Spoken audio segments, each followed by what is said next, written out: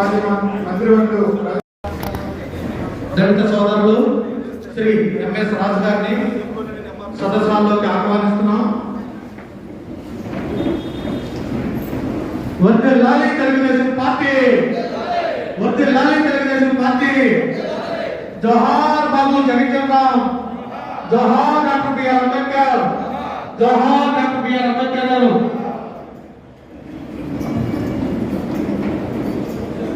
దళిత రంగ సంస్థకి ఇచ్చేసిన అందరికీ కూడా పేరు పేరున ధన్యవాదాలు తెలియజేస్తాం.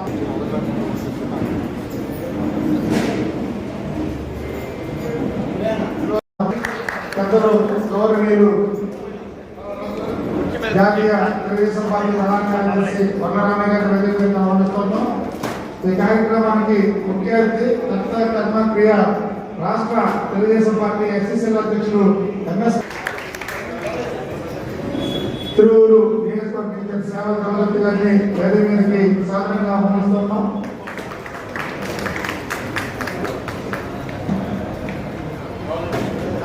అనుబంధ సంఘాల అధ్యక్షులు దయచేసి ఎవరున్నా వేదిక మీదకి పేరు పేరుగా ఆహ్వానిస్తున్నాం. విజయవాడ సాధారణంగా ఆహ్వానిస్తూ ఉన్నాం.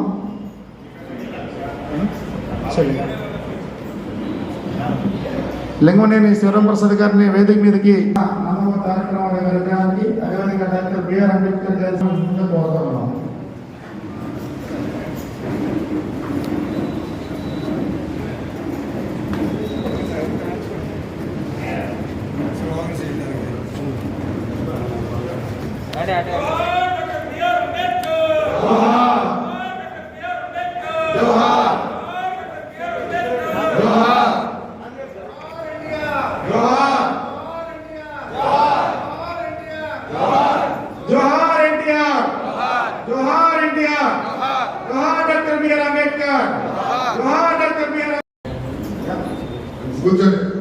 కూర్చొని రాజేష్ గారు.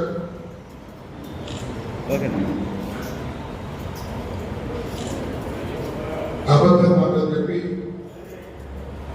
అసత్యపు మాటలు చెప్పి, అసాధ్యపు వాగ్దానాలు చేసి దళిత ఓట్లు తగ్గకొని అధికారంలోకి వచ్చిన జగన్మోహన్ రెడ్డి గారు అధికారంలోకి వచ్చిన తర్వాత ఈ దళిత సంక్షేమాన్ని పూర్తిగా విస్మరించారు.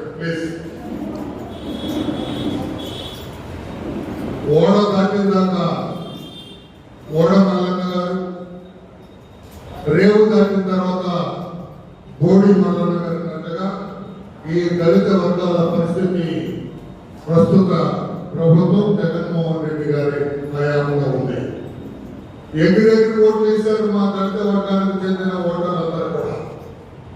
చొక్కాలు చించుకున్నారు మా దళిత వర్గానికి చెందిన వారు. ఈయనకు ఒక్క ఛాన్స్ ఇస్తే ఈయనేదో చేస్తారని, ఈయనేదో ఓడబెడతారని, దళిత వర్గాన్ని అందరం మీద కూర్చోబెడతారని ఆశపడ్డారు. తర్వాత తెలిసింది అధికారంలోకి వచ్చిన తర్వాత అయ్యగారి భాగవతం దళిత అనే 3 అక్షరాలు ఆయనకు నచ్చలేదు. దళిత వర్గాన్ని ఇంకా అంతరాని వాళ్ళగానే చూస్తూ ఉన్నారు గౌరవ జగన్మోహన్ రెడ్డి గారు. ఆయన ముఖ్యమంత్రి అయిన తర్వాత దళిత వర్గాల మీద ఇన్ని దాడులు జరుగుతున్నా, ఇన్ని అఘాయిత్యాలు జరుగుతున్నా, ఇంత ఇబ్బందులు పాలవుతున్నా కూడా ఒక్కరోజు కూడా ఏం జరుగుతుంది రాష్ట్రంలో? ఎందుకు దళిత వర్గాల మీద ఈ రకంగా అఘాయిత్యాలు జరుగుతున్నాయి? పోలీసు శాఖ ఏం చేస్తుంది, రెవెన్యూ శాఖ ఏం చేస్తుంది, మిగతా అధికారులందరూ ఏం చేస్తున్నారో నిద్రపోతున్నారని అడగడానికి నోరు రాని ఈ జగన్మోహన్ రెడ్డి గారికి ఓటు వేసి గెలిపించిన దళిత వర్గాల సోదరులందరూ కూడా మరొకసారి మిమ్మల్ని మీరు ఆత్మ పరిశీలన చేసుకోవాలని చెప్పి కూడా మీ అందరికీ నేను గుర్తు చేస్తూ ఉన్నాను. ఎక్కడో తూర్పుగోదావరి జిల్లాలో మారుమూల కుగ్రామంలో పుట్టిన జిఎంసీ బాలయోగ దళితుని పార్లమెంట్ అధ్యక్షుడిగా చేసిన ఘనత తెలుగుదేశం పార్టీకి నారా చంద్రబాబు నాయుడు గారితో చెప్పి నేను తెలియజేస్తున్నా. నేను అడుగుతున్నా జగన్మోహన్ రెడ్డి గారిని, మీరు ముఖ్యమంత్రి గారు, మీరేమైనా ఇటువంటి పదవులను ఇచ్చారా? పార్లమెంట్ అధ్యక్షుడిగా ఒక దళిత ఎంపీని చేయొచ్చు కదా? అయ్యే దళిత ఎంపీ చనిపోతే ఆ పార్థివ దేహం అంటే ఏమిటని అడుగుతారు జగన్మోహన్ రెడ్డి గారు. పార్థివ దేహం అంటే శవం. ఆ పార్లమెంట్ మెంబర్ మీ నైజం మీ దళిత వ్యతిరేకత్వం వర్ణనాతీతం అని చెప్పుకోవడం తెలియజేస్తున్నా.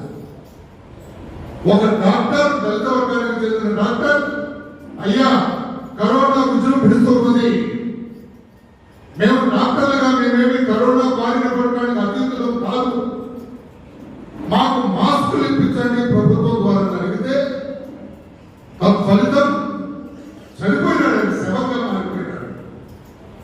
మాస్కులు ఇవ్వమని అడిగిన ఒక దళిత doctor and efficient anaesthetist from Visakhapatnam district చనిపోయినాడు, శవంగా మారినాడు. అదేమని అడగడానికి నోరు పెడలేదు ఈ జగన్మోహన్ రెడ్డి గారికి. ఆయన కాకుండా ఓట్లేసి గెలిపించింది. నేను దళిత వర్గాలను ప్రశ్నిస్తున్నా.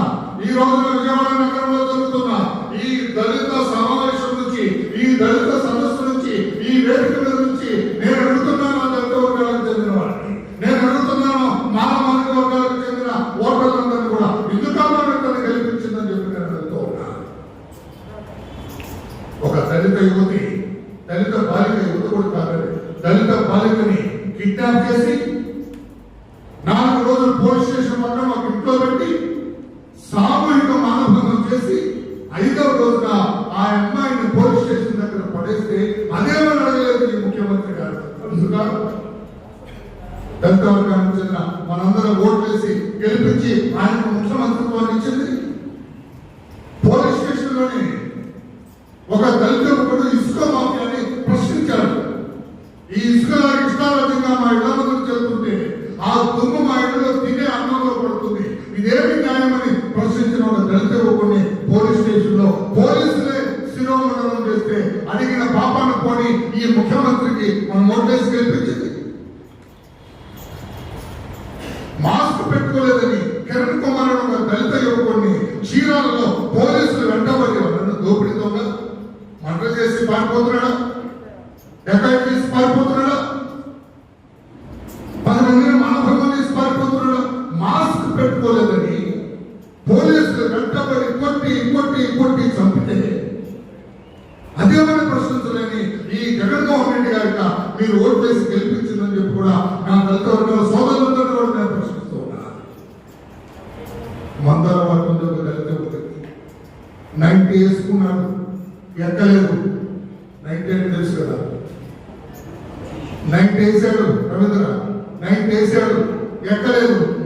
ఇంకొక 90 కొనాలనుకున్నాడు, డబ్బులేదు. రేట్లు విపరీతంగా పెరిగిపోయి నాన్నగారు ఏమిటి ఘోరం ముఖ్యమంత్రి గారు, ఇదివరకు నా డబ్బుతో 180 వేసేవాడిని, ఇప్పుడు 90 కూడా రావట్లేదు. ఈ రకంగా రేట్లు పెంచి ఏం సాధిస్తామని ముఖ్యమంత్రి మందు మత్తులో, మద్యం మత్తులో ఒక మాట తూలాడు. అందుకే చెప్పేస్తారని చచ్చిపోయినాడు తెల్లారేటప్పటికి. ఎందుకు చచ్చిపోయాడు, ఎలా చచ్చిపోయాడు, ఎవరి కారణమని తేల్చలేని ఈ ముఖ్యమంత్రిగా ఈ దళిత వర్గాలు ఓట్లేసి గెలిపించి ముఖ్యమంత్రిత్వం ఇచ్చింది. చనిపోయినాడు. మీ నియోజకవర్గంలో పులివెందుల కాన్స్టిట్యుయెన్సీలో ఒక దళిత యువతి పశువులు కాచుకోవడానికి వెళ్ళింది. పాపం ఆ అమ్మాయి చేసిన పాపం ఏంటంటే కొంచెం కంటికి నదురుగా ఉంటుందంట. దుర్మార్గులు ఆమె మీద పడి మానభంగం చేసి ఆమెను చంపితే తన నియోజకవర్గంలో చచ్చిపోతే is it not the duty of this MLA Jaganmohan Reddy గారి పులివెందుల కాన్స్టిట్యుయెన్సీ ఎమ్మెల్యే ఆ చనిపోయిన దళిత మహిళను పరామర్శించాల్సిన బాధ్యత మీకు లేదా అని చెప్పి నేను అడుగుతున్నా. అదేమన్నా తెలియదు. నేను అడుగుతున్నాను, దళిత వర్గాలకు చెందిన నా సోదరులందరూ అడుగుతున్నా, నా బిడ్డలందరూ అడుగుతున్నా, నా అన్నదమ్ములను అడుగుతున్నా, ఇందుకు మనం ఎగిరెగిరి ఓట్లేసి అతను ముఖ్యమంత్రిత్వాన్ని ఇచ్చిందని చెప్పి నేను అడుగుతున్నా. పల్నాడులో విక్రమ్ అనే దళిత యువకుడు పకడ్బందీగా నాకంటే ఎక్కుంటాడు, దిట్టంగా ఉంటాడు, మంచి నాయకుడు, దళిత వర్గాల నుంచి, మాదిగ వర్గం నుంచి గట్టిగా తెలుగుదేశం పార్టీ అంటే గుండెలు ముందు పెట్టి నడుస్తారు. అతను నాయకత్వం వహిస్తున్నాడు. అధికారం వచ్చిన తర్వాత అతను ఈ వైకాపా ముష్కరుల మోక దౌర్జన్యానికి భయపడి హైదరాబాద్ పారిపోయాడు, వెళ్ళిపోయాడు. అక్కడే ఎవరు నడుపుతున్నాడు. అతన్ని పోలీసులు పిలిపించి 11వ రోజున హత్య గావించబడ్డాడు.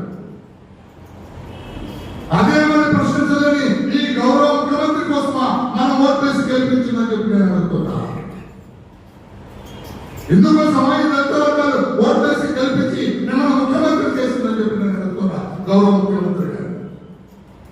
ఈ వర్గాలని మీ పాలకం చేసి తొక్కాలన్న మీ బూజువ మనస్తత్వం ఎందుకు మారలేదని చెప్పి నేను అడుగుతున్నా. మీ తాతగారి మనస్తత్వం వచ్చి మీరెందుకు బయటపడలేకపోతున్నారు అనుకుంటున్నా. స్వాతంత్రం వచ్చి ఇంతకాలమైనా కూడా మీరు దళిత వర్గాలని అణగదొక్కాలని మీ బూటుగారిని చేసి తొక్కాలన్న ఆలోచన నుంచి గౌరవ ముఖ్యమంత్రి గారు మీరు ఎందుకు బయటపడలేకపోతున్నారని చెప్పి కూడా నేను అడుగుతున్నా సోదరులారా. అమరావతిలో దళిత రైతులు, ఎస్సీ కులానికి చెందిన రైతులు అమరావతి రాజధానిగా ఉంచాలని నోరెత్తి గళమెత్తి పెద్దగా కేకలిస్తే వాళ్ళని అరెస్ట్ చేసి దళితులు చేతులకు బేడీలు వేసి వారి మీద ఎస్సీ ఎస్టీ కేసులు పెడతారు. ఎక్కడ ఉందా? నేను పోలీస్ ఆఫీసర్గా చాలా కాలం పనిచేశాను. 1974 నుంచి పోలీసు వ్యవస్థ గురించి నాకు తెలుసు. ఎస్సీ మీద ఎవరైనా అక్కడికి చెందిన వాళ్ళు ఎవరైనా అంటే ఎస్సీ వాళ్ళు అడిగితే కేసు పెడతారు. దళితుల మీద ఎస్సీ ఎస్టీ కేసు వేసి బేడీలు వేసి బజార్లో పేరెంట్ చేయించిన ఘనత ఈ ముఖ్యమంత్రికి దక్కింది. నేను అడుగుతున్నా మా దళిత వర్గాలకు చెందిన బిడ్డలందరినీ, నేను అడుగుతున్నా మా దళిత వర్గాలకు చెందిన మహిళలందరినీ ఇందుకోసమా జగన్మోహన్ రెడ్డికి ఓట్లు వేసింది? ఇందుకోసమా జగన్మోహన్ రెడ్డి నన్ను గెలిపించిందని చెప్పి కూడా నేను అడుగుతున్నా. తప్పు జరిగింది. మీ నియోజకవర్గంలో దళిత వర్గానికి చెందిన యువతి మానభంగానికి గురై హత్యకు గురైందని ప్రశ్నించడానికి వెళ్ళిన మన ఎస్సీ విభాగం అధ్యక్షుడు సోదరుడు ఎంఎస్ రాజు గారు, అలాగే మహిళా అధ్యక్షురాలు సోదరిమణి అనిత గారు, వీళ్ళందరూ వెళ్ళి కడప వెళ్ళి అక్కడ మాట్లాడితే వీళ్ళ మీద ఎస్సీ అది మొత్తంలో వీళ్ళు ఎస్సీలే. SC doesn't attack, SC exact పెట్టడానికి లేదు.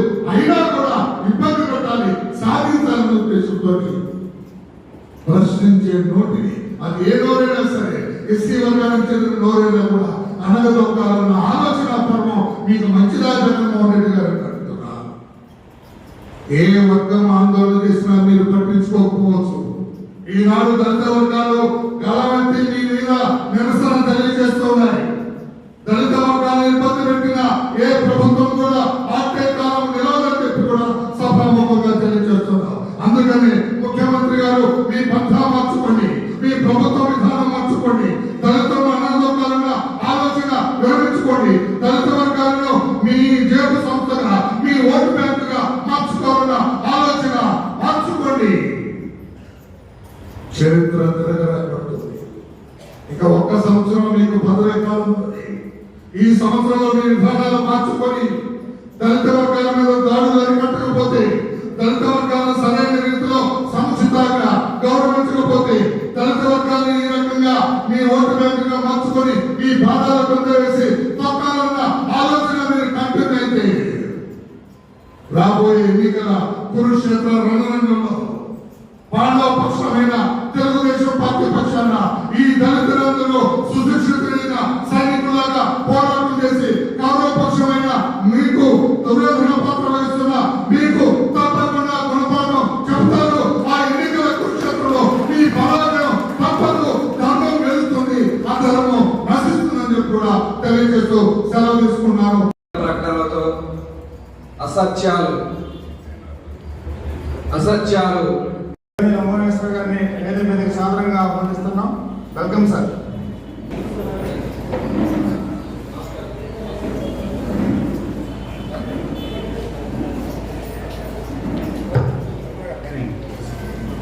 ఆ రోజు 2019 వరకు చంద్రబాబు నాయుడు గారు మన తెలుగుదేశం ప్రభుత్వంలో దళితులకి ఏ విధమైనటువంటి అవకాశాలు ఇచ్చారు, దళితులకు ఏ విధమైనటువంటి మరి మేనమామని చెప్పుకుంటూ వచ్చి దళితులందరినీ మోసం చేసి దళితుల ఓటులతో వాళ్ళ గద్దెనెక్కి మరి గత ప్రభుత్వం రాబోయే రోజుల్లో ఇంకా పెద్ద ఎత్తున నియోజకవర్గాల్లో మండల స్థాయిలో ఈ కార్యక్రమాలను ముందుకు తీసుకెళ్ళడానికి రాష్ట్ర అధ్యక్షుడు ఎంఎస్ రాజు గారు, చంద్రబాబు గారి నాయకత్వంలో వల్ల రామయ్య గారు పెద్దలందరినీ కూడా కలుపుకొని ఈ చక్కటి కార్యక్రమాన్ని ఈ విధంగా ముందుకు తీసుకెళ్తున్న ఎంఎస్ రాజు గారిని గట్టిగా గట్టిగా గట్టిగా గట్టిగా గట్టిగా గట్టిగా బోధుల మంత్రి నోరు మూపించినారో తెలుసా? ఎంఎస్ రాజ్, మాణిక్యాలరావు, అందరికన్నా ముందు వర్ల రామయ్య గారు అని చెప్పి తెలియజేస్తారు.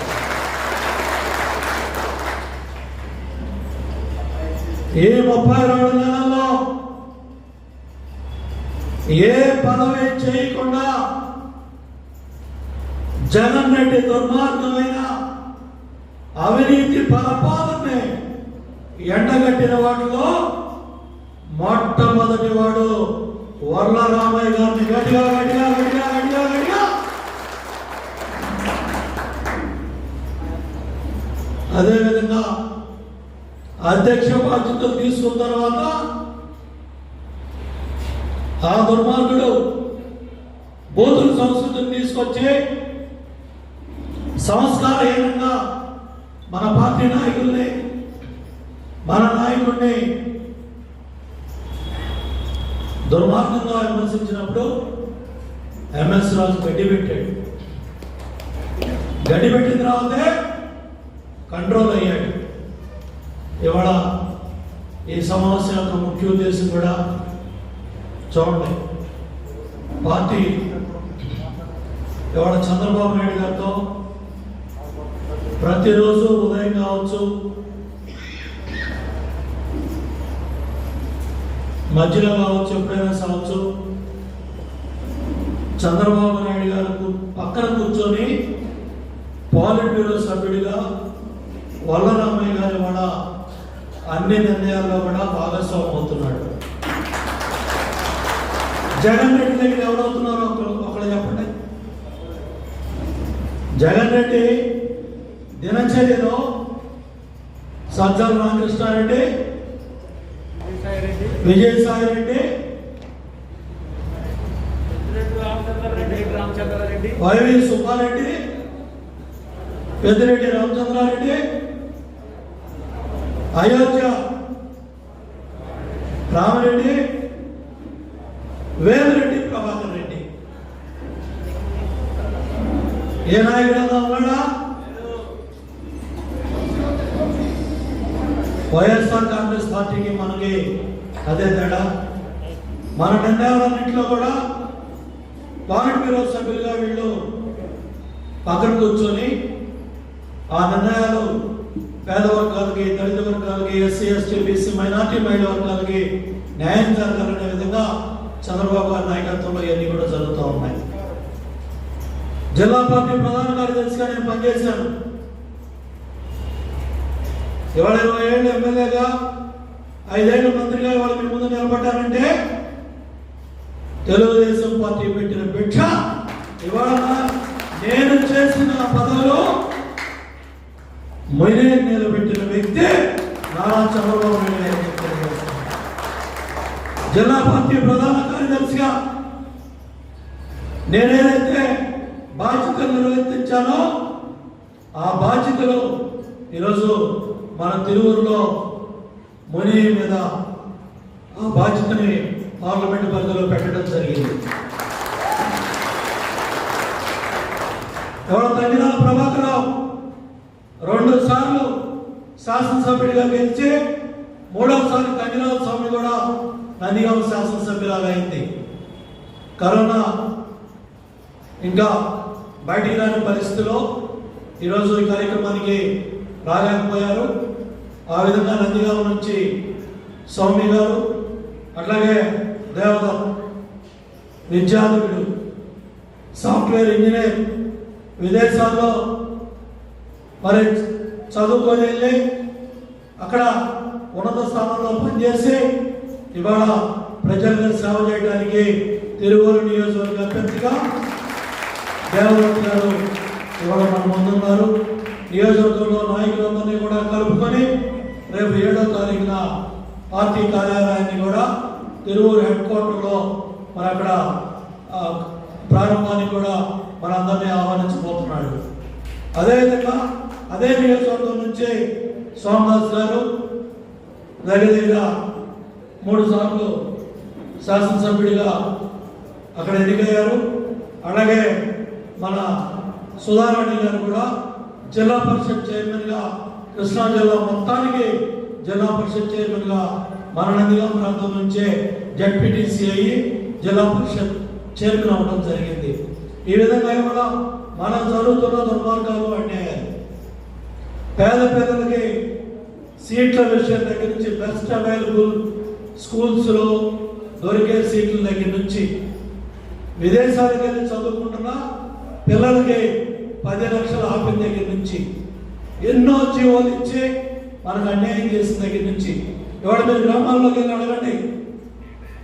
ఎస్సీ ఎస్టీ బీసీ మైనార్టీ కాపు బ్రాహ్మణ్ ఏ కార్పొరేషన్ నుంచి అయినా ఒక్క రుణం ఇచ్చారా, ఒక్క లోన్ ఇచ్చారా? గతంలో మనం ఎస్సీ కార్పొరేషన్ ద్వారా ఎన్నో రుణాలు ఇచ్చి మన కాళ్ళ మీద మనం నిలబడే విధంగా ఉపాధి కార్యక్రమాలు ఎన్నో కూడా చేసుకునేవాళ్ళం. ఇవాళ ఏ పల్లెకైనా వెళ్ళండి, అక్కడ అన్న సిమెంట్ రోడ్డు అడగండి, ఎవరేశారు? అక్కడ ఉన్న రైట్ అడగండి, లోకేష్ బాబు పేరు చెబుతారు. సిమెంట్ రోడ్డు అడగండి, పంచాయతీరాజ్ శాఖ మంత్రిగా ఇన్ని వేల కిలోమీటర్లు సిమెంట్ రోడ్లు వేశారని చంద్రబాబు గారి పేరు, లోకేష్ బాబు గారి పేరు ఏ పల్లెకెళ్ళినా కూడా వాళ్ళు చెప్తారు. ఈ 32 నెలల్లో ఒక్క తట్ట మట్టేలా, ఒక్క సిమెంట్ రోడ్డు వేయలా, ఒక్క డ్రైన్ వేయలా, ఒక్క లైట్ బిగించిన పాపం. మాస్క్ అడిగితే చంపేస్తారా? డాక్టర్ సుధాకర్ గారిని ఎంత ఘోరంగా విశాఖ నడిపొట్టులో చదువుకున్న గవర్నమెంట్ ఉద్యోగం చేస్తా ఉన్న డాక్టర్ని చేతులు కాళ్ళు కట్టి మాస్క్ అడిగిన పాపానికి సుధాకర్ గారిని నిర్దాక్షిణ్యంగా చంపేశారు. కిరణ్ దగ్గర మాస్క్ లేదని పోలీస్ స్టేషన్ తీసుకెళ్లి కొట్టి చంపేశారు. మొన్న జీకొండూరులో దళిత సోదరులిద్దరూ ప్రశ్నించారు. అక్కడ ఏంటి అరాచకం అని వాళ్ళని పట్టు కొట్టారు. గతంలో వాళ్ళు అక్కడ ఎమ్మెల్యేకి పనిచేశారు, సర్పంచ్ పనిచేశారు. వాళ్ళని పట్టుకొని కొడితే అందరం కూడా వెళ్ళి పలకరించి న్యాయపరంగా కనీసం వాళ్ళ మీద, కొట్టిన వాళ్ళ మీద ఎస్సీ ఎస్టీ సెక్షన్ సంబంధించిన కేసులు కూడా పెట్టలేదు. వాళ్ళ అవినీతిని ప్రశ్నించినందుకు మా మీద ఎస్సీ ఎస్టీ కేసులు పెట్టి రాజమండ్రి సెంట్రల్ జైల్లో నన్ను 10 రోజులు పెట్టారు. అంటే ఈ ఎస్సీ ఎస్టీ సెక్షన్ని ఏ విధంగా దుర్వినియోగం చేస్తున్నారు? అమరావతిలో మన దళిత రైతుల మీద ఎస్సీ ఎస్టీ సెక్షన్లు పెట్టారు. కోర్టు కొట్టిగా చేసి పోలీస్ అధికారులను సస్పెండ్ చేసేదాకా ఈ ప్రభుత్వం కళ్ళుదరం పరిస్తుంది. ఇట్లా అమరావతి ప్రజా రాజధాని 5 ఎస్సీ నియోజకవర్గాల మధ్యలో ఉంది. ఇటు నందిగాం కావచ్చు, పామరు కావచ్చు, వేమూరు కావచ్చు, తాడికొండ కావచ్చు, ఈ విధంగా ఎస్సీ నియోజకవర్గాల మధ్యలో ఉన్న అమరావతిని కులముద్ర వేసి ఇవాళ అమరావతిని పంట పెట్టేశాడు. దగ్గర 796 రోజులుగా వాళ్ళు పోరాటం చేస్తూ ఉంటే ఆ దళితుల మీద దాడులు చేర్చడం, దళిత యువకుల మీద దాడులు చేర్చడం, అదేవిధంగా దళిత రైతుల మీద కేసులు పెట్టడం, ఎన్నో దుర్మార్గమైన కార్యక్రమాలు జరుగుతూ ఉన్నాయి. ఇవాళ సంక్షేమ కార్యక్రమాలన్నీ కూడా ఒక పథకం ప్రకారం దెబ్బతీశారు. ఎందుకంటే జగన్మోహన్ రెడ్డి గారిది పెత్తందారీగా ధోరణి. ఇవాళ ఏదైతే మనం మొదట 30 నెలల నుంచి కూడా చెప్తా ఉన్నాం, ఈ రాష్ట్రంలో డాక్టర్ బిఆర్ అంబేద్కర్ గారి రాజ్యాంగాన్ని అమలుపరచట్లేదు, రాజారెడ్డి రాజ్యాంగాన్ని అమలుపరుస్తున్నారు. గ్రామాల్లో పెద్ద ఎత్తున పేద వర్గాలకి, దళిత వర్గాలకి అన్యాయం జరుగుతూ ఉంది. ఇవాళ నేను చెప్తా ఉన్నాను, దగ్గర వచ్చిన ఆదాయం కానీ తెచ్చిన అప్పులు కానీ 7 లక్షల కోట్లు ఖర్చు పెట్టాడమ్మా జగన్ రెడ్డి ఈ 32 నెలల్లో? ఎవరు ఖర్చు పెట్టాడు? ఎవరికి వచ్చాయి? ఒక్కసారి నాయకులందరూ మీరు ఇక్కడ ఉన్నారు, మండలంలో మీ సచివాలయాల్లో సమాచారం తీసుకోండి. ఈయన చెప్పే నవరత్నాల్లో పెన్షన్ల పక్కన పెడితే మండలానికి 100 కోట్లు కూడా వాళ్ళ అకౌంట్లో పడ్డా. మండల జనాభా ఎంత ఉన్నారు, పేద వర్గాల జనాభా ఎంత ఉన్నారు? ఈయన ఖర్చు పెట్టిన 1,00,000 కోట్లు 3,000 కోట్లు ఖర్చు పెట్టాను నేను నొక్కానంటున్నాడు. ఎవరి అకౌంట్లోకి వెళ్ళాయి? ఎవరి జేబులోకి వెళ్ళాయి? 7 లక్షల కోట్లు ఎక్కడ ఖర్చు పెట్టాడో చెప్పే దమ్ము ధైర్యం, శ్వేతపత్రం విడుదల చేసే ధైర్యం ఉందని మన నాయకులు అడుగుతుంటే సమాధానాలు లేవు. ఎప్పుడన్నా ఎక్కడన్నా సంఘటన జరిగితే ముఖ్యమంత్రి వచ్చి పలకరించిన సంఘటన ఉందా? ఎవరి మీదైనా సరే, ఏ కుటుంబాన్నైనా సరే తాడేపల్లి నుంచి బయటకు వస్తున్నాడా? ఆ రోజు ముద్దులు పెట్టాడు, ఈరోజు గుద్దులు గుద్దుతున్నాడు. ఎవరు కూడా చెప్పుకోలేని పరిస్థితిలో ఇవాళ గ్రామాల్లో పరిస్థితులు ఉన్నాయి. గౌరవ సభల్లో మేము వాళ్ళ గ్రామాలకు వెళ్తా ఉంటే చాలా పెద్ద ఎత్తున చైతన్యం వస్తూ ఉంది. నేను కూడా దగ్గర గత నెలలో 12 గౌరవ సభలకు వెళ్ళాను. పల్లెల్లో పేదవాళ్ళంతా కూడా బయటకు వస్తున్నారు. ఒకటే మాట అంటున్నారు, అయ్యా మోసపోయామయ్యా, మోసం చేశాడయ్యా, నమ్మించాడయ్యా, అసత్య ప్రచారం చేశాడయ్యా, కుల మత విద్వేషాలు రెచ్చగొట్టాడయ్యా, కారణాన్ని లేని దాన్ని చూపించాడయ్యా, ఆశపడ్డామయ్యా. గ్రామాల్లో ఇవాళ సామాన్యుడు మాట్లాడుతున్నాడు అన్నమాట. ప్రతి ఒక్క పేదవాడు మాట్లాడుతున్నాడు. ఎందుకంటే నెలగా ఖర్చు 5,000 పెరిగింది. సామాన్య పేద మధ్య వర్గాలు నిత్యావసర వస్తువుల దగ్గర నుంచి, కూరగాయల దగ్గర నుంచి, కరెంటు బిల్లు దగ్గర నుంచి, పెరిగిన బస్ ఛార్జీల దగ్గర నుంచి ప్రతిదీ లెక్కేసుకుంటే ఒక్కొక్క కుటుంబం మీద 5,000 నుంచి 10,000 దాకా ఖర్చు పెరిగింది. ఆదాయం లేదు. భవన నిర్మాణ కార్మికుల్లో మన పేదవాళ్ళు చాలా మంది రాడ్ బెండింగ్, పెయింటింగ్, తాపీ మేస్త్రులుగానో రకరకాల వృత్తులు మనలో చేసుకునే పేదవాళ్ళు ఉన్నారు. ప్రతి ఒక్కళ్ళు కూడా ఏ పూట పనికి వెళ్ళినా 500, 1000 తెచ్చుకునేవాళ్ళు. ఇవాళ నాసిరకం మద్యం ఇచ్చి ఇవాళ ఎవరైతే పాపం అలవాటు పడి ఉన్నారో ఆ నాసిరకం బ్రాండ్స్ తాగడం వల్ల వాళ్ళ ఊపిరితిత్తులన్నీ కూడా దెబ్బతిని గ్రామాల్లో లెక్కాడొక్క లేకుండా కరోనా లెక్కలో ఏ లెక్కలో తెలియదు కానీ ఎంతోమంది మన మధ్యలో చనిపోయిన కుటుంబాలు ఉన్నాయి. గ్రామాల్లోకి వెళ్తా ఉంటే మినిమం ఒక్కొక్క గ్రామంలో 50 కుటుంబాలని పరామర్శించాల్సిన గ్రామాలు ఉన్నాయంటే ఏ విధంగా గ్రామాల్లో ఈ నాశనకం మధ్యన భారం కడిగి లేకపోతే ప్రభుత్వ నిర్లక్ష్యం ఈ కరోనాని సరిగా హ్యాండిల్ చేయకపోవటం కానీ, పట్టించుకోకపోవటం కానీ, ఆరోగ్యశ్రీ లేకపోవటం కానీ, హాస్పిటల్స్లో కనీసం సహాయం చేయడానికి ముఖ్యమంత్రి సహాయ నిధి లేకపోవటం కానీ, ఆరోగ్యశ్రీ 1000 మందులు అన్నాడు, ఏ మందు లేదు. వాళ్ళు 1000 రోగాలకు ఇస్తా అన్నాడు, ఏ రోగానికి ఇవ్వట్లేదు. ఇట్లా చెప్పుకుంటూ పోతే చాలా ఉన్నాయి. దయచేసి మరి ఇన్ఛార్జీలుగా, నాయకులుగా మేము కూడా ఇంకా పెద్ద ఎత్తున బాధ్యత తీసుకొని నియోజకవర్గ స్థాయిలో కూడా ఇటువంటి సమావేశాన్ని ఏర్పాటు చేసుకొని దాన్ని మండల స్థాయికి తీసుకెళ్ళి రామయ్య గారినో, రాజు గారినో, రఘురాం గారినో, మునీనో, మన రాజునో, దేవదత్తునో, సౌమ్యనో మనందరం కూడా మన 7 నియోజకవర్గాలు విజయవాడ పార్లమెంటు పరిధిలో మనం గ్రామ స్థాయికి వెళ్దాం, మండల స్థాయికి వెళ్దాం, నియోజకవర్గ స్థాయి నుంచి ఈ కార్యక్రమాలు స్టార్ట్ చేస్తాం.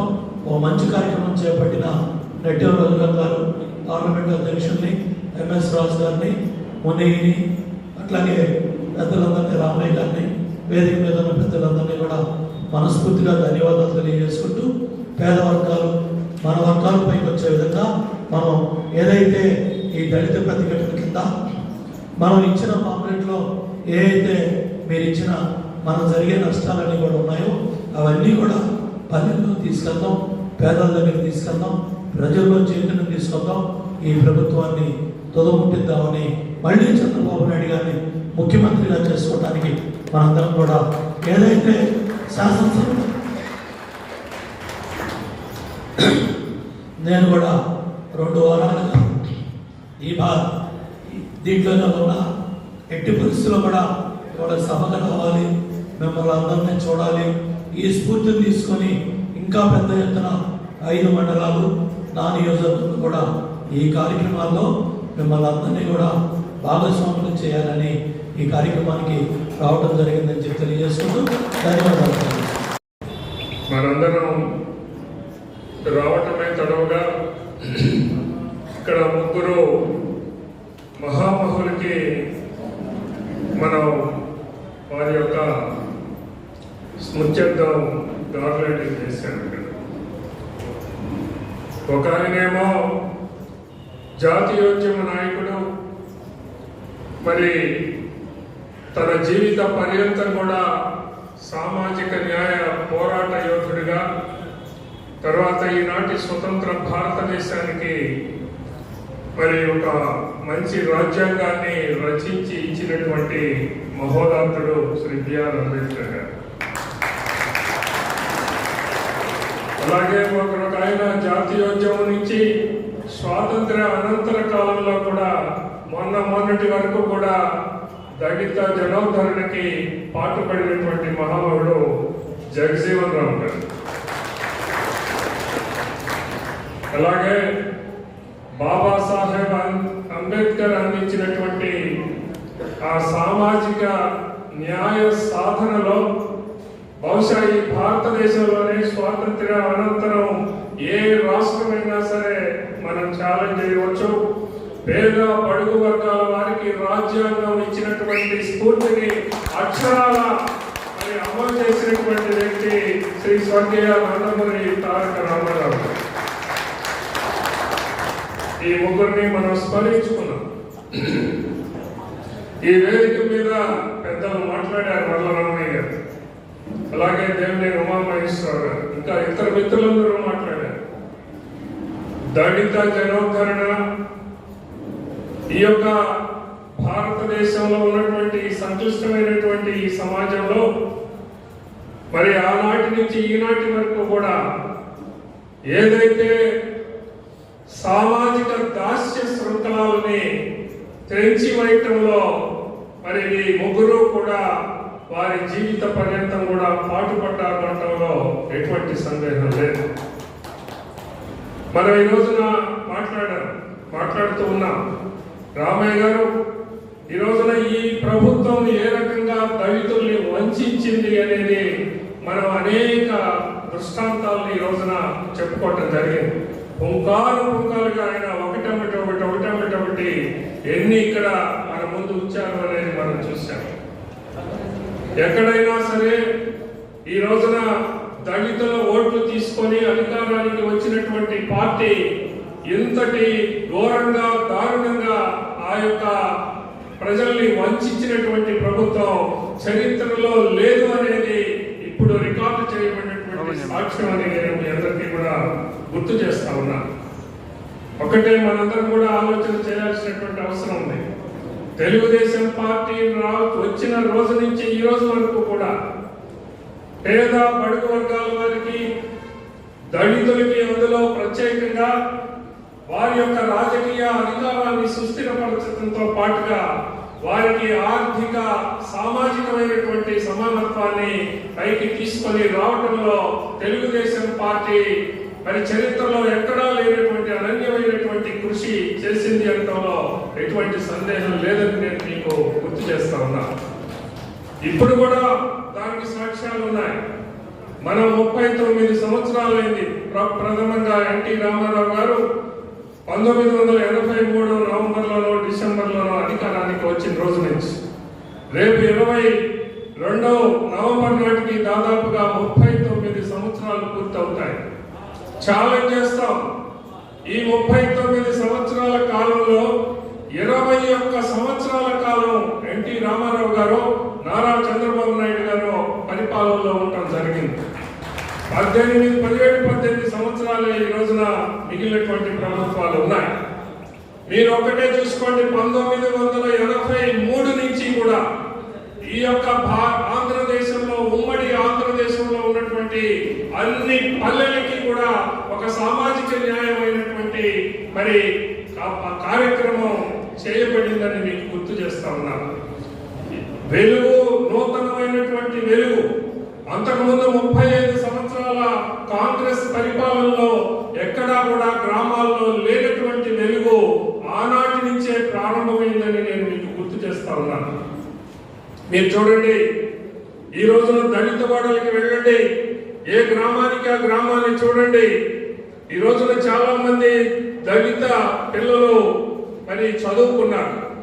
వారందరికీ కూడా తెలియాల్సినటువంటి అవసరం ఉన్నది. వారు ఈ రోజున ఈ చరిత్రని ఒకసారి పరిశీలన చేసుకొని, ఈ దళిత వాడలు ఈ రోజున పక్కా ఇళ్ళు ఎలా కట్టబడ్డాయి, ఈ రోజున రోడ్లు ఎలా, సిమెంట్ రోడ్లు ఎలా వేయబడ్డాయి, అలాగే డ్రైన్ల నిర్మాణం ఎలా చేయబడింది, ఒక్కొక్కళ్ళకి ఆనాటి నుంచి ఈనాటి వరకు కూడా వాళ్ళ యొక్క ఆర్థిక స్థితిని పెంపొందించడానికి ఎలా కృషి చేయబడింది. ఎన్టీ రామారావు గారు అధికారంలో ఉన్నటువంటి 7 సంవత్సరాల పరిపాలనా కాలం, అలాగే నారా చంద్రబాబు నాయుడు గారు మొట్టమొదట ఉన్నటువంటి 9 సంవత్సరాల పరిపాలనా కాలం, అలాగే మొన్నటి 5 సంవత్సరాల పరిపాలనా కాలం.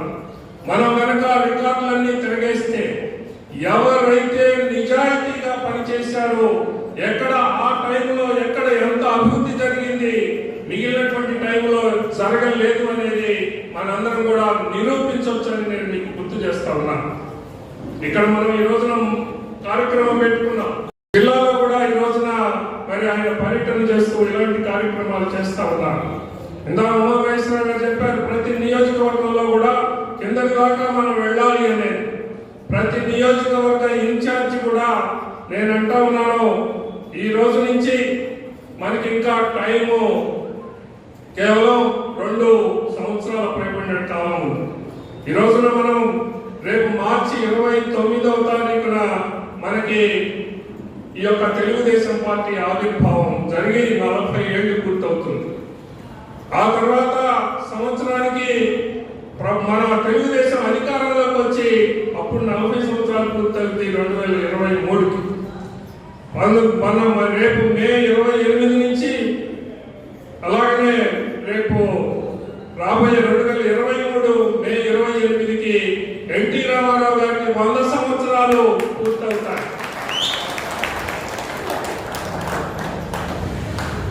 మనకి చూడండి ఎంతటి మనందరం కూడా ఈ 3 విషయాల్ని కూడా గుర్తుపెట్టుకొని ఈ సంవత్సరంన్నర కాలంగా మన గ్రామాల్లోకి వెళ్ళి, ప్రతి పల్లెకి వెళ్ళి ఒక చర్చ పెట్టి, ఎక్కడెక్కడైతే ఏ రకమైనటువంటి అభివృద్ధి జరిగింది, ఎప్పుడు జరిగింది, ఇది మధ్యలో వచ్చినటువంటి కాంగ్రెస్ ఏలుబడిలో ఎంత జరిగింది, తెలుగుదేశం పార్టీ ఏలుబడిలో ఎంత జరిగింది అనేది మనందరం కూడా ఒకసారి అందరికీ గుర్తు చేయాల్సినటువంటి అవసరం ఉంది.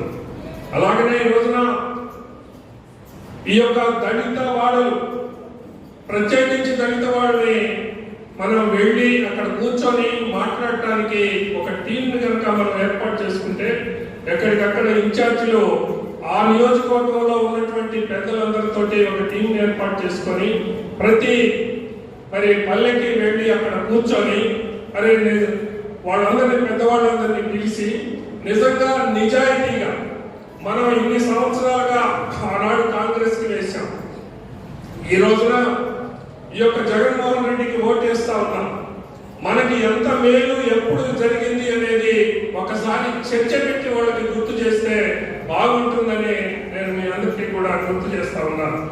ఇది నిజం. ఇక నేను 40 సంవత్సరాలైంది ఈ పార్టీలో, నాకు కూడా 40 సంవత్సరాలు అవుతాయి. నేను మీకు ఒకటే గుర్తు చేస్తున్న, ఆనాటి నుంచి ఈనాటి వరకు కూడా ఇది నిజంగా తెలుగుదేశం పార్టీ ఆవిర్భావం తరువాత మాత్రమే ఆంధ్రప్రదేశ్ లో గ్రామాలన్నింటినీ కూడా వెలుగు ప్రారంభమైంది అనడంలో ఎటువంటి సందేహం లేదు, ఇందులో అతిశయోక్తి లేదు. ఇది మనం నిరూపించవచ్చు. అందుకని ఇప్పుడు అందరూ చదువుకున్న పిల్లలందరూ కూడా వచ్చారు, గ్రామాల్లో కూడా వచ్చారు.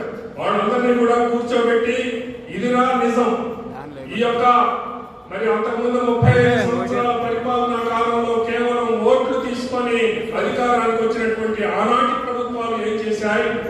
ఈ రోజున ఈ రకమైనటువంటి అప్పుడు కూడా లేనటువంటి కాంగ్రెస్ కి కూడా ఇవ్వనటువంటి మద్దతు ఈ రోజున పేద బడుగు వర్గాలు అన్నటువంటి దళితులు దాదాపు మరి మాక్సిమం 90% మరి జగన్మోహన్ రెడ్డికి ఓట్లు ఇచ్చారు.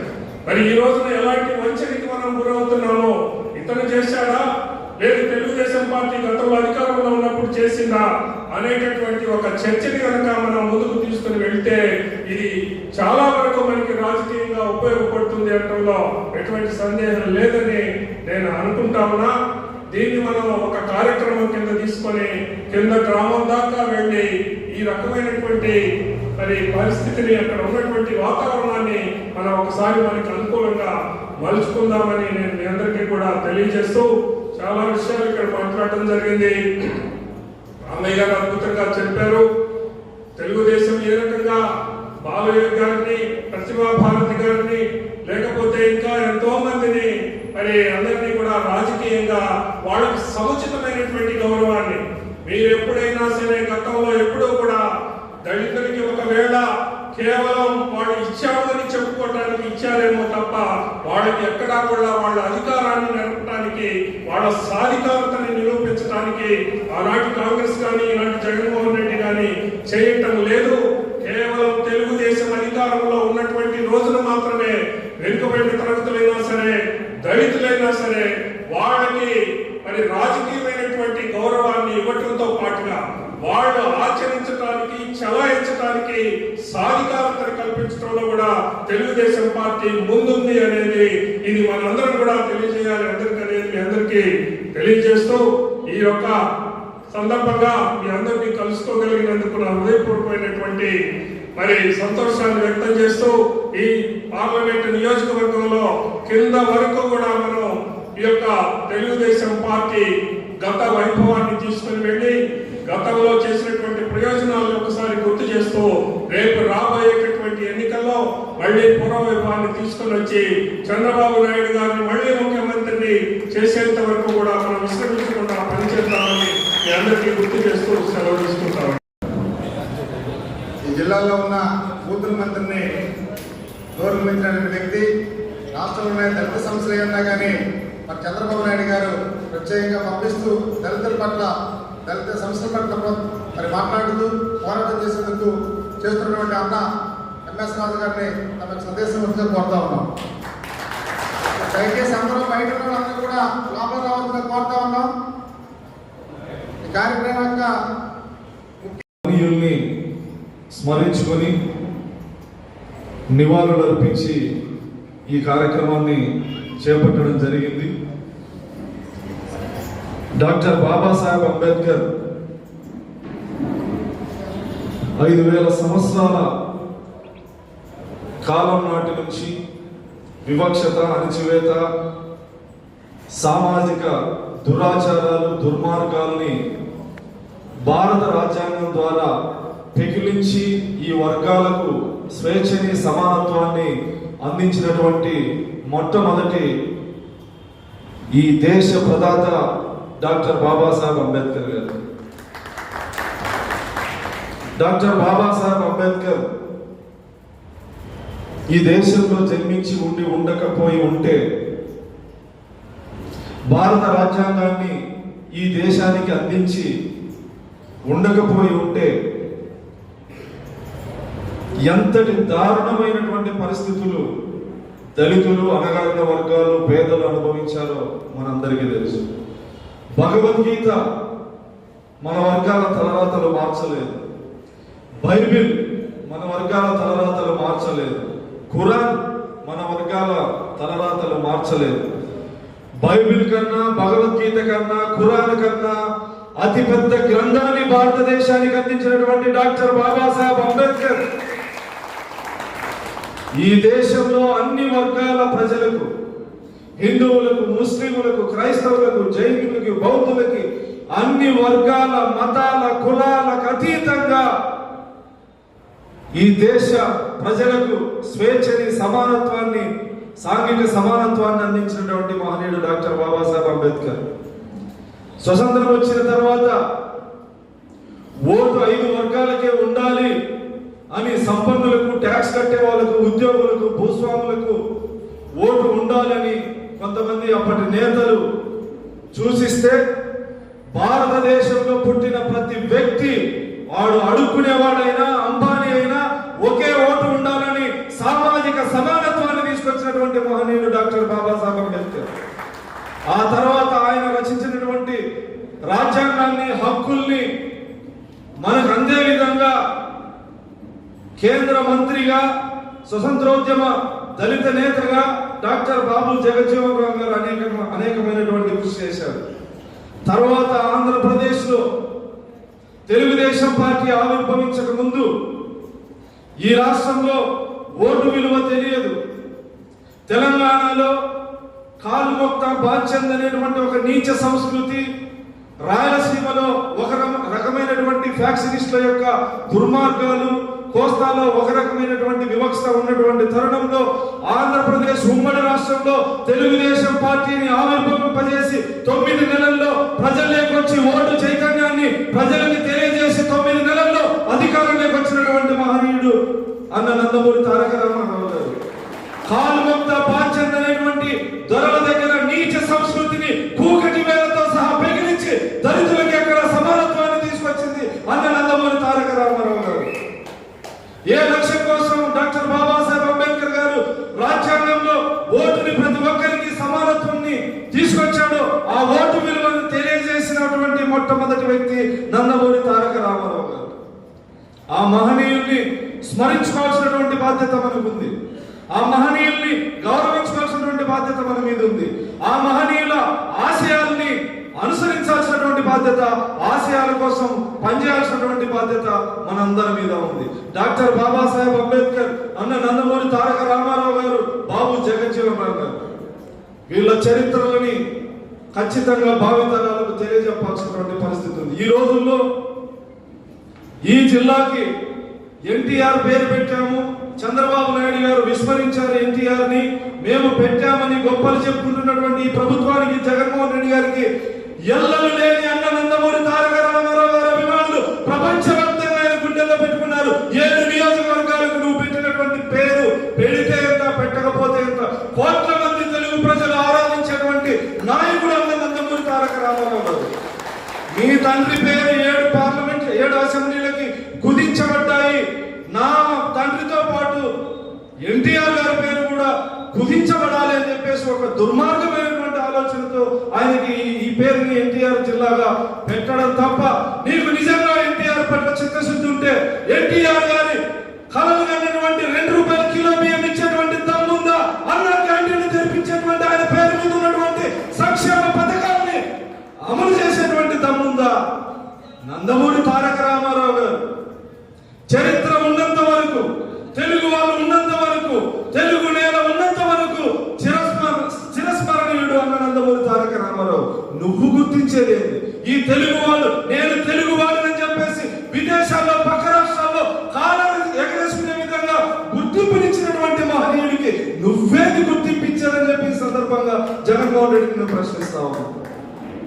నీకు మాజీ ముఖ్యమంత్రుల్ని గౌరవించేటువంటి సంస్కృతి ఉంటే ఉమ్మడి రాష్ట్రానికి ఒకే ఒక దళితుడు ముఖ్యమంత్రిగా కర్నూలు ప్రాంతానికి సంబంధించినటువంటి దామోదర సంజీవయ్య ఒక దళిత నేత పేరు కర్నూలుకి ఎందుకు పెట్టలేదని చెప్పి ఈ సందర్భంగా ప్రశ్నిస్తా ఉన్నాను. రాజంపేటకి అన్నమయ్య పేరుని పెట్టావే.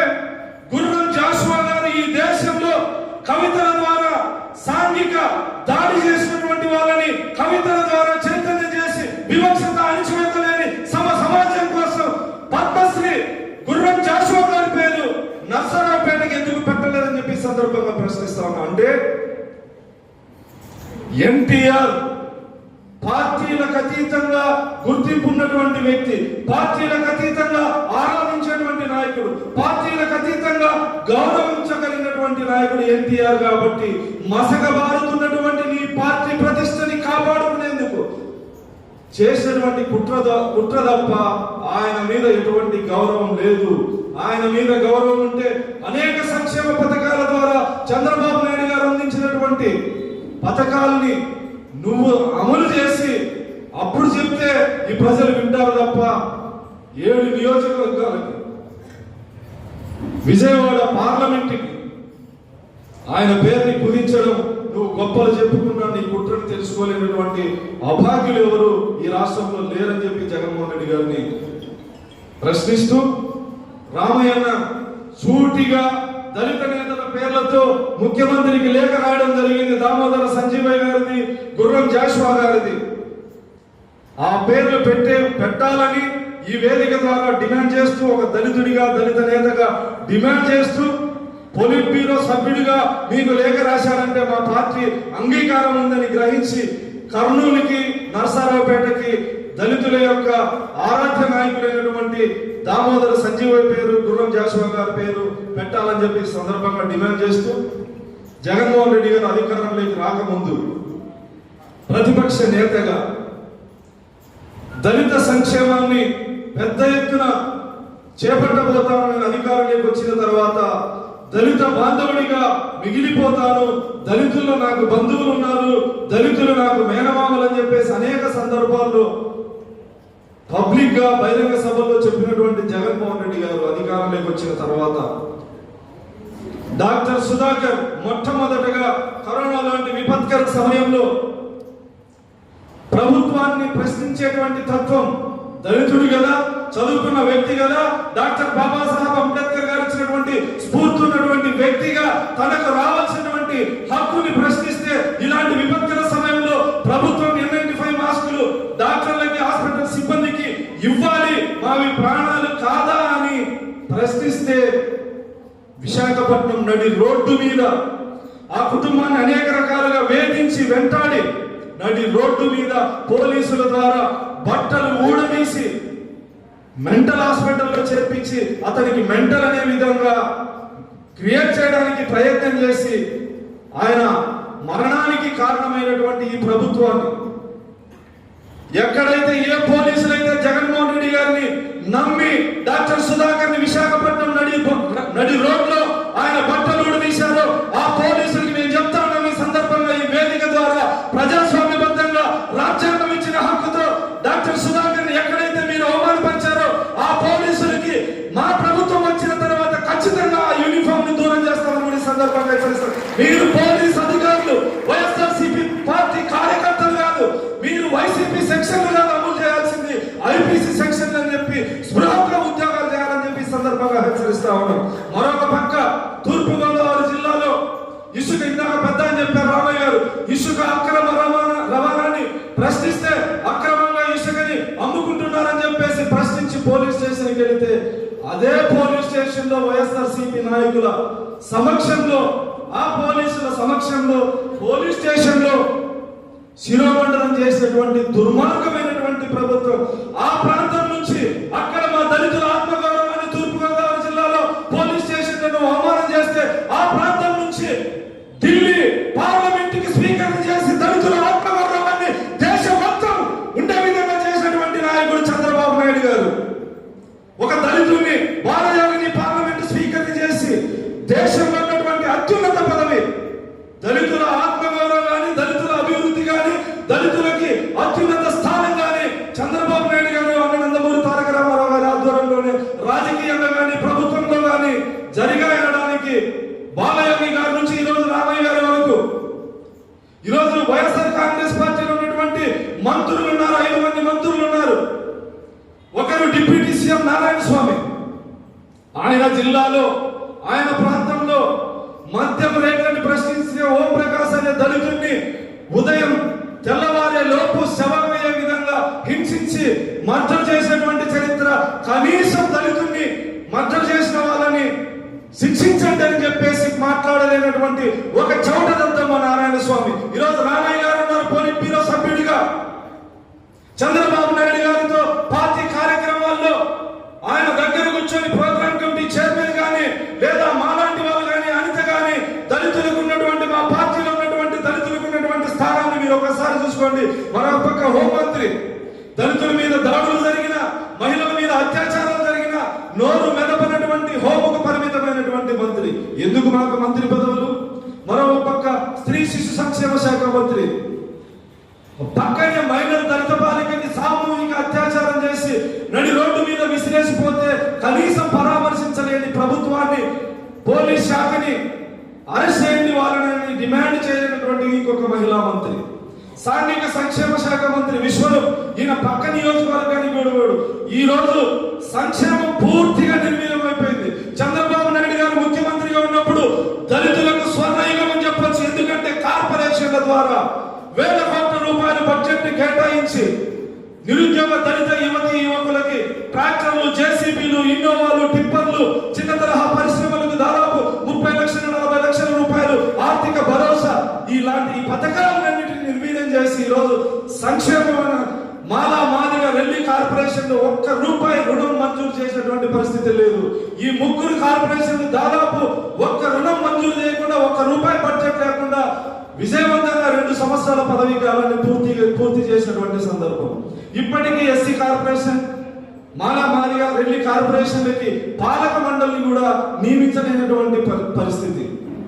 విద్యాశాఖ మంత్రి సురేష్ గారు, ఎందుకు వీళ్ళని చెప్తాను అంటే, ఏ పార్టీలో ఉన్న దళిత నేతలు, రామయ్య గారు కావచ్చు, నేను కావచ్చు, ఇంకా అనేక మంది కావచ్చు, ఆ పార్టీలో ఉన్న వాళ్ళు మన వర్గాల మీద దాడులు జరుగుతూ ఉంటే, మన మహిళల మీద అత్యాచారాలు జరుగుతుంటే ప్రభుత్వం దృష్టికి తీసుకెళ్లే కూడా ధైర్యం చేయనప్పుడు మీకెందుకు ఆ పదవులు అని చెప్పి ఈ సందర్భంగా ప్రశ్నిస్తా ఉన్నాను.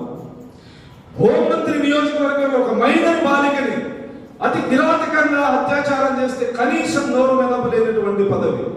సకల శాఖలకు సజ్జల రామకృష్ణారెడ్డి గారే మంత్రి, ఒక ఎస్ఐ ట్రాన్స్ఫర్ చేయలేనటువంటి దౌర్భాగ్య పరిస్థితిలో హోంమంత్రి పదవి ఉంటే ఎంత పోతే ఎంత. మీ దళిత మహిళల్ని అతి కిరాతకంగా అత్యాచారం చేసి హత్య చేస్తుంటే శిక్షించలేనటువంటి ఆ పదవి నీకు ఉంటే ఎంత పోతే ఎంత.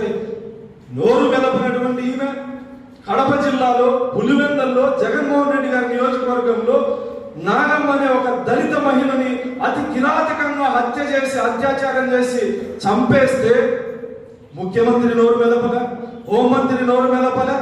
ఈ రోజు వైఎస్ఆర్ కాంగ్రెస్ పార్టీలో ఉన్నటువంటి మహిళా నేతలంతా నిన్నటి రోజు రోడ్డు మీదకి వచ్చారు. కారణం, ఈ ప్రాంతంలో వాడెవడో వినోద్ జైన్ అనేవాడు టీడీపీ అని,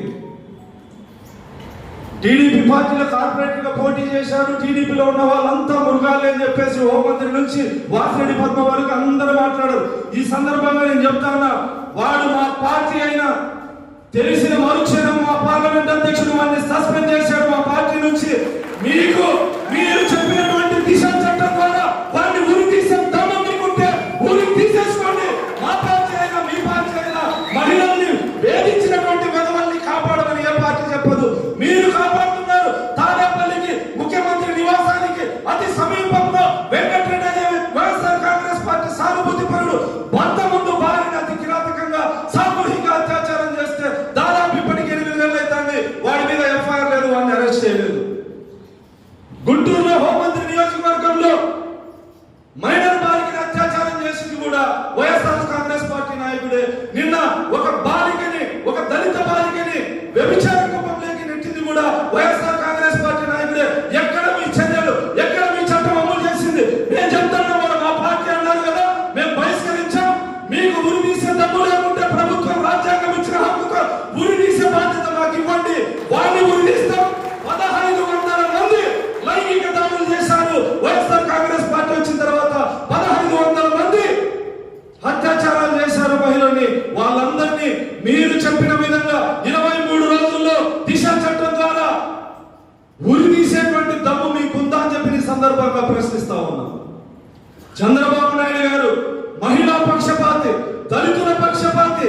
దళితుల మీద దాడులకు చేస్తే రక్షణ కోసం ఉన్నటువంటి ఎస్సీ ఎస్టీ అట్రాసిటీ చట్టాన్ని కేంద్రం మార్పులు చేర్పులు చేయాలని చూస్తే దేశవ్యాప్తంగా ఒక ఉద్యమం జరిగి 11 మంది దళిత నేతలు అమరులైతే భారతదేశంలో మొట్టమొదటి ముఖ్యమంత్రి అసెంబ్లీలో ఏకగ్రీవ తీర్మానం చేసి దళితుల రక్షణ కోసం ఉన్నటువంటి చట్టం యథావిధిగా ఉండాలని కేంద్రానికి లేఖ పంపినటువంటి భారతదేశంలోనే మొట్టమొదటి ముఖ్యమంత్రి చంద్రబాబు నాయుడు గారు.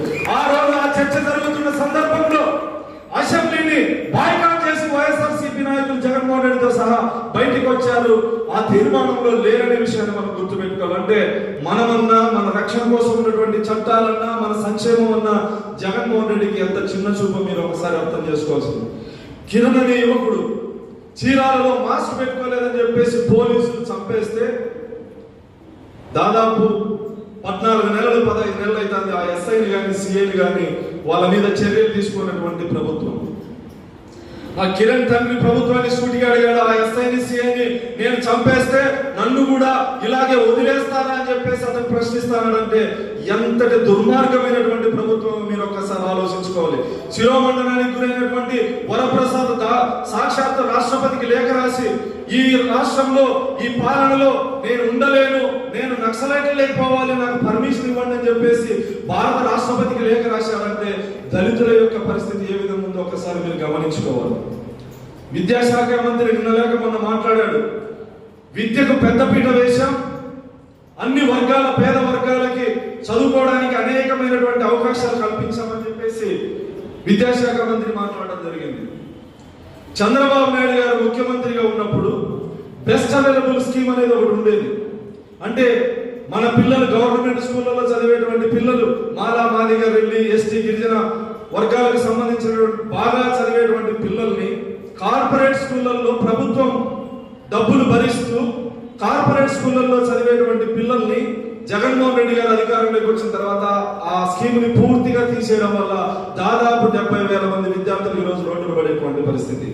ఎన్టీఆర్ విద్యోన్నత అనే పథకం ద్వారా, అంబేద్కర్ ఓవర్సీస్ అనే పథకం ద్వారా మన వర్గాల్లో ఉన్నత చదువులు చదివేటువంటి పిల్లలు, విదేశాల్లో చదివేటువంటి పిల్లలకి దాదాపు 40 లక్షల నుంచి 50 లక్షల రూపాయల వరకు చంద్రబాబు నాయుడు గారు ఆర్థిక భరోసా కల్పించి మన విద్యార్థుల్ని విదేశాలు ఉంటే జగన్మోహన్ రెడ్డి గారు వచ్చిన తర్వాత ఆ పథకాన్ని పూర్తిగా నిర్వీర్యం చేసినటువంటి పరిస్థితి. ఈరోజు చంద్రబాబు నాయుడు గారు ముఖ్యమంత్రిగా ఉన్నప్పుడు దళితుడికి భూమి ఉంటేనే గౌరవం, ఆర్థిక భరోసాని నమ్మి దాదాపు 200 కోట్ల రూపాయలతో 4,000 ఎకరాల భూముల్ని రైతుల దగ్గర నుంచి ఎకరాకు 18 లక్షల నుంచి 20 లక్షల వరకు కొని దాదాపు 4,000 నుంచి 5,000 ఎకరాల భూములు దళితులకి భూమి కొనుగోలు పథకం ద్వారా ఇచ్చి భూములకి మనం యజమాని చేస్తే జగన్మోహన్ రెడ్డి గారు అధికారంలోకి వచ్చిన తర్వాత ఇంటి పట్టాల నెపంతో తరతరాలుగా ఆస్తి హక్కు కలిగినటువంటి ప్రభుత్వ భూముల్ని సాగు చేసుకుంటున్నటువంటి మన వర్గాల ఆధ్వర్యంలో ఉన్నటువంటి అసైన్డ్ భూముల్ని 11,000 ఎకరాల భూముల్ని ప్రభుత్వం బలవంతంగా లాక్కున్నటువంటి పరిస్థితి.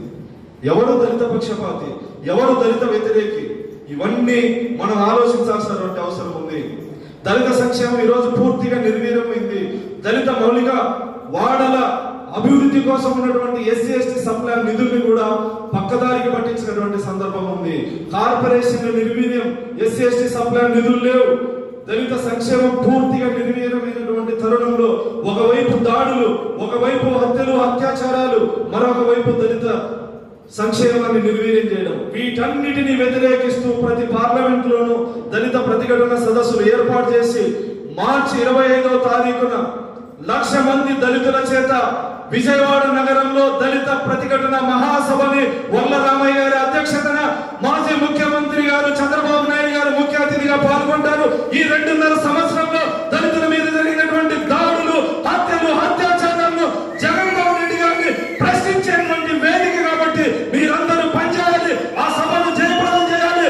చంద్రబాబు నాయుడు గారు తెలుగుదేశం పార్టీతోనే సామాజిక న్యాయం, దళితుల అభివృద్ధి, ఇది మన పార్టీ, దళితుల పార్టీ అని గర్వంగా చెప్పుకోవడానికి వల్ల రామయ్య గారి నుంచి మొదటి నుంచి చివరి వరకు నాలాంటి నేత వరకు ఇక్కడ ఆత్మగౌరవం ఉంది.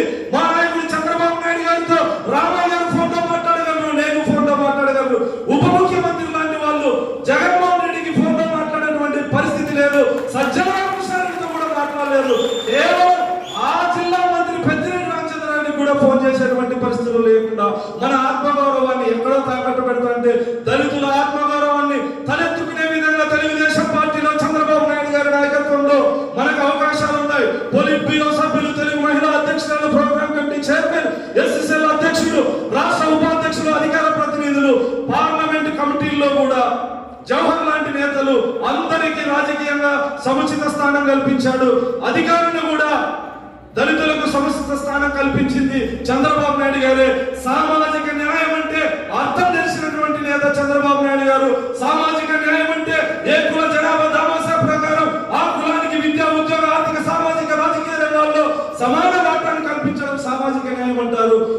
జగన్మోహన్ రెడ్డి గారికి ఇచ్చినటువంటి సామాజిక న్యాయం సొంత సామాజిక వర్గానికి న్యాయం చేసుకోవడం. దాదాపు 1000 నామినేటెడ్ పదవుల్ని భర్తీ చేస్తే 750 పదవులు ఒకే సామాజిక వర్గం జగన్మోహన్ రెడ్డి గారి సామాజిక వర్గానికి కట్టబెట్టాడు. దాదాపు 3 లక్షలు 4 లక్షల రూపాయలు జీతభత్యాలు ఉండేవి. మాల కార్పొరేషన్ మాదిగలకి, మాదిగల కార్పొరేషన్ మాదిగలకి జగన్మోహన్ రెడ్డి అయినా ఇంకొకరైనా ఎవరైనా ఇవ్వాల్సిందే. ఇవి మనకిచ్చి మహాత్మా జ్యోతిబా పూలే కలలు కన్నటువంటి సామాజిక న్యాయం జగన్మోహన్ రెడ్డితో సాధ్యమని సాక్షి పేపర్లో ఒక పెద్ద యాడ్ కనబడింది.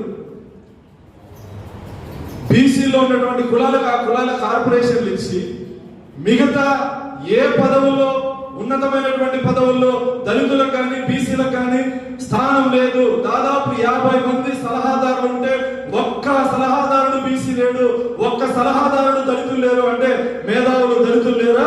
ఈ దేశానికి రాజ్యాంగాన్ని అందించినటువంటి డాక్టర్ బాబాసాహెబ్ అంబేద్కర్ వారసులు మేధావులు మీ పార్టీలో ఎవరు లేరా? డాక్టర్ బాబాసాహెబ్ అంబేద్కర్ గురించి ఈ ప్రాంతానికి సంబంధించిన ఒక సన్నాసి ఎమ్మెల్యే గారు మాట్లాడుతూ ఉన్నాడు. ఎంత పరిజ్ఞానం లేంటి కుసంస్కారం అంటే అతను. ఈ దేశంలో దళితులకి అంబేద్కర్ రాజ్యాంగం రాస్తే బీసీలకి జగన్మోహన్ రెడ్డి రాజ్యాంగం రాస్తాడు. వెధవా డాక్టర్ బాబాసాహెబ్ అంబేద్కర్ దళితుడైనా, బీసీ అయినా, మైనార్టీ అయినా, ముస్లిం అయినా, హిందూ అయినా, క్రిస్టియన్ అయినా అన్ని వర్గాలకు రాజ్యాంగం రాశారు. వెధవా, ఆయనతో జగన్మోహన్ రెడ్డిని పోలుస్తావా? మొట్టమొదటి న్యాయశాఖ మంత్రి ఆ న్యాయస్థానం ముందు దోషుల చేతులు కట్టుకున్నటువంటి ఒక దుర్మార్గుడితో పోలుస్తావా? రిజర్వ్ బ్యాంక్ ఏర్పాటుకు కారణమైనటువంటి అంబేద్కర్ యొక్క ఆర్థిక నేరాలకు పాల్పడి జైలుకు పోయినటువంటి ఆర్థిక నేరస్తులతో జగన్మోహన్ రెడ్డిని పోలుస్తావా అంబేద్కర్ తో? ఇంకొక మనసోదరి, ఇది ఇంకా దుర్మార్గం. ఈ సంఘటన శ్రీదేవి తాడికొండ ఎమ్మెల్యే డాక్టర్ బాబాసాహెబ్ అంబేద్కర్ వల్ల దళితులకు హక్కులు రాలేదంట. ఎంత దుర్మార్గం, ఎంత అవివేకం! నువ్వు జగన్మోహన్ రెడ్డిని పొగడాలనుకుంటే ఆ గుండె కొడితేనే గుండె పెడితేనే జగన్ జగన్ కొట్టుకుంటాను, ఆ విధంగా పొగుడుకో. కానీ డాక్టర్ బాబాసాహెబ్ అంబేద్కర్ ప్రపంచ మేధావి. ఈ రోజుకి ప్రపంచంలో మేధావి ఎవరని ఓటింగ్ పెడితే ప్రపంచంలో డాక్టర్ బాబాసాహెబ్ అంబేద్కర్ అని చెప్పేసి ఈరోజు ప్రపంచం పోషిస్తా ఉంటే ఆ మహాజ్ఞానితో ఈ విధమని పోలుస్తావా? డాక్టర్ బాబాసాహెబ్ అంబేద్కర్ హిందువులు శివుణ్ణో రాముణ్ణో కొలవచ్చు, క్రైస్తవులు క్రీస్తుని కొలవచ్చు, ముస్లింలు అల్లాని కొలవచ్చు. కానీ భారతదేశంలో పుట్టిన హిందూ, ముస్లిం, క్రైస్తవులు కలిసి మొక్కాల్సినటువంటి ఏకైక దైవం డాక్టర్ బాబాసాహెబ్ అంబేద్కర్. ఆయన ఎక్కడ? 16 నెలలు జైల్లో ఉన్నటువంటి జగన్మోహన్ రెడ్డి ఎక్కడ? ఆయన పాద ధూళి కూడా సమానం లేదే.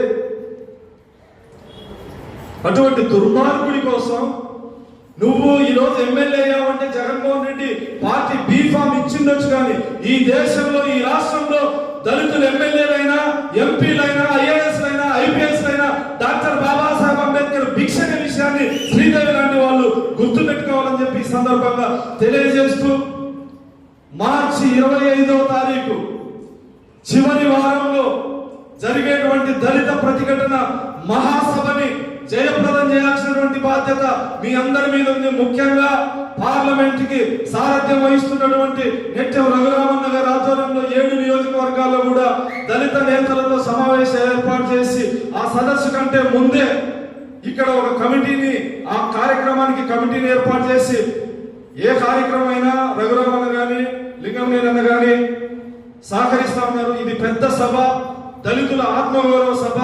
దళితుల ఉనికిని కోల్పోతున్నటువంటి పరిస్థితుల్లో ఈ ప్రభుత్వానికి మా సత్తాను చాటేటువంటి సభ. కాబట్టి మీరందరూ సహకరించాలని విజ్ఞప్తి చేస్తూ జై భీమ్, జై అంబేద్కర్, జై చంద్రబాబు, జై తెలుగుదేశం.